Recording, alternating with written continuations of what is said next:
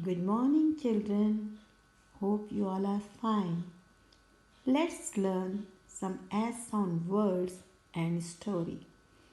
A. Apples. A. Apple tree. A. Animals.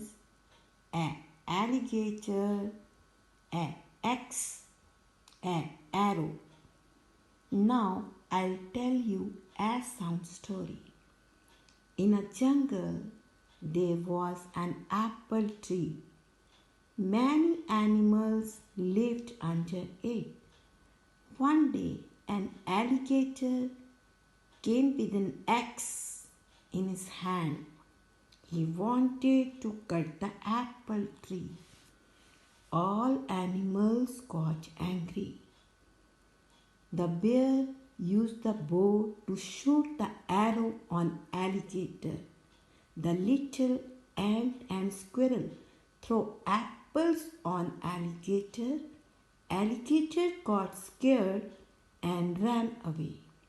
Let us do some question answer. Where was the tree? Tree was in the jungle.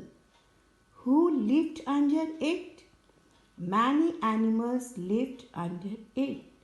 Who came with an axe? An alligator came with an axe. What did he want to do?